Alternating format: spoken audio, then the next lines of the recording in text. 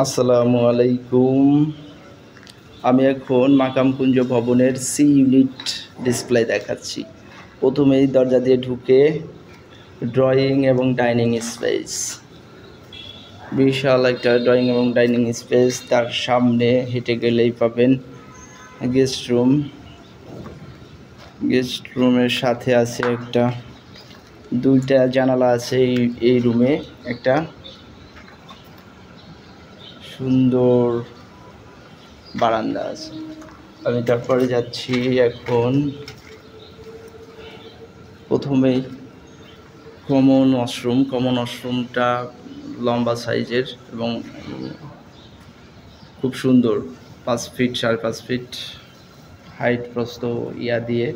আর সামনে যে জায়গাটা দেখতে পাচ্ছেন, এখানে যে কেউ ইচ্ছে করলে এটা যারা পাবেন এখানে ওয়াশিং মেশিন রাখতে পারেন। খুব একটা সুন্দর স্পেস করা হয়েছে। তারপরে আমি দেখাচ্ছি এটা সি ইউনিটের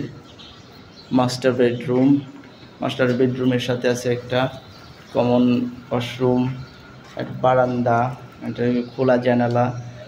এর সামনেই কিন্তু 18 ফিট রাস্তা, কন্টিনিউ আলোর একটা ব্যবস্থা থাকবে।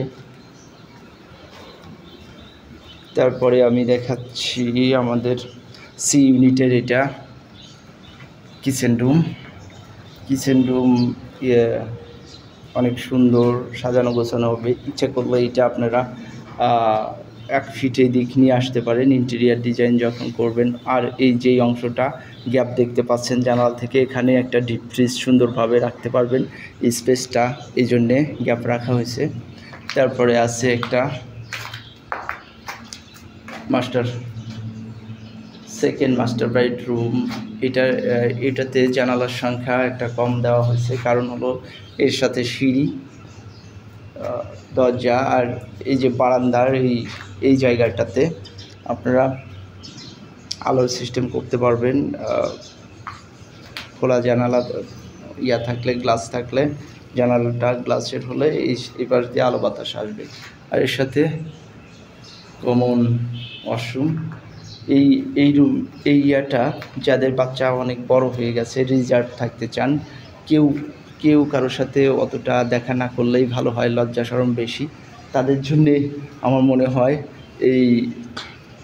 এই রুমটা পারফেক্ট। জানি না কার ভাগ্যে আছে, কে পাবেন।